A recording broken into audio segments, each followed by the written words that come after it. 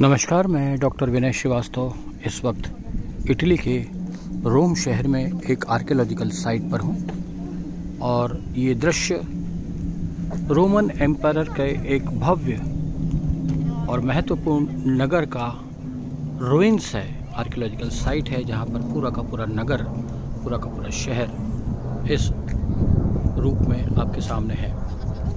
ये उसके रुइंस बता रहे हैं कि पहली शताब्दी में ये रोमन एम्पायर का जो एक शहर था कितना विकसित अवस्था में था।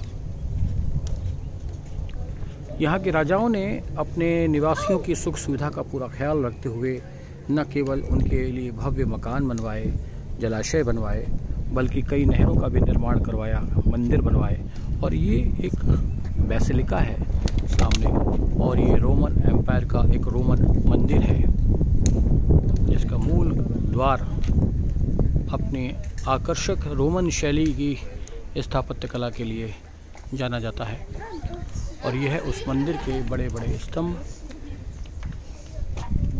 जो कि इस खुदाई में अवशेष के रूप में प्राप्त हुए हैं। इस भवन के मकानों का निर्माण ईंट और पत्थरों से संयुक्त रूप से करवाया गया और बीच बीच में मार्बल का भी प्रयोग किया गया। वो दूर इस नगर का मुख्य प्रवेश द्वार दिखाई पड़ रहा है जहां मैंने अभी दूसरे वीडियो में इसे शूट किया था।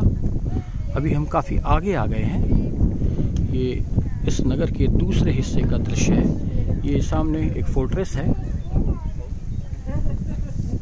नगर को चारों ओर सुरक्षा दीवारों से घेरा गया था और ये एक जलाशय है।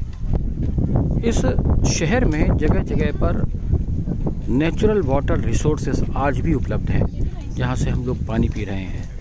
ये रोमन एम्पायर के राजाओं के द्वारा तत्कालीन समय की आवश्यकताओं को ध्यान में रख करके नहरों का और अंडरग्राउंड वाटर रिसोर्सेस का निर्माण करवाया गया, जो आज भी अपना स्वच्छ और निर्मल शीतल जल लोगों को प्रदान कर रहे हैं। ये रोमन एम्पायर की वाटर मैनेजमेंट टेक्निक का ही कमाल है, जो लगभग 2500 वर्ष बीतने के बाद भी स्वच्छ जल इस शहर को जगह जगह फाउंटेन्स और नल के जरिए प्रदान किया जा रहा है। ये एक बेसिलिका है, एक चर्च, और इसका मुख्य द्वार और ऊंचे स्तंभ और ये उसकी सीढ़ियाँ मूलतः वैसा ही सुरक्षित रखा गया है जैसा कि खुदाई में प्राप्त हुआ है।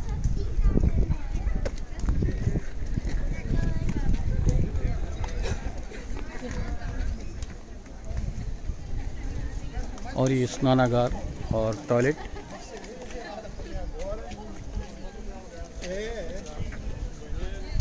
नौवीं से 7वीं शताब्दी ईसा पूर्व का ये नगर है और इसकी खुदाई 1902 ईस्वी में करवाई गई थी।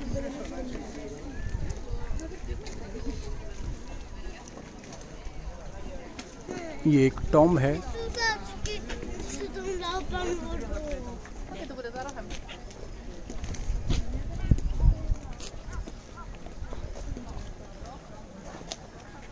नगर के बीच में पक्की सड़कों का निर्माण करवाया गया था जो ईंटों से निर्मित की गई थी।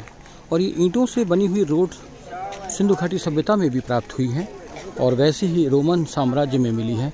तो संभवतः ये संभव है कि सिंधु घाटी सभ्यता की सड़क निर्माण प्रणाली से प्रेरित होकर रोमन साम्राज्य के राजाओं ने अपने नगरों में भी इसी तरह की शैली का प्रयोग किया, इसी तरह के भवन बनवाए, आगे और पीछे चौड़ी सड़कों का निर्माण करवाया। तो कहना ना होगा कि सिंधु घाटी सभ्यता रोमन सभ्यता की अनुगामी रही या रोमन सभ्यता सिंधु घाटी सभ्यता की अनुगामी रही और सिंधु सभ्यता से प्रेरित होकर के रोमन सभ्यता के नगरों का निर्माण करवाया गया। इस शहर के तीसरे हिस्से की तरफ हम आपको लिए चलते हैं। ये तीसरा हिस्सा जहाँ पर ग्रेवयार्ड भी हैं और अन्य इमारतें भी बनवाई गई हैं। ये ध्वस्त इमारतें तत्कालीन शासकों के समय की इमारतें हैं। ये आर्कियोलॉजिकल साइट मूलतः सुरक्षित रखी गई है। और ये सामने बेसिलिका दिखाई पड़ रही है, चर्च दिखाई पड़ रहा है, रोमन साम्राज्य का चर्च। और ये भी तत्कालीन नगर की विभिन्न इमारतें का दृश्य।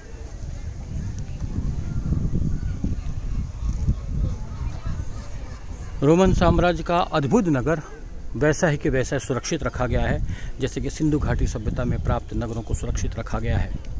मैं डॉक्टर विनय श्रीवास्तव, रोमन एम्पायर के आर्कियोलॉजिकल साइट रोम, इटली से।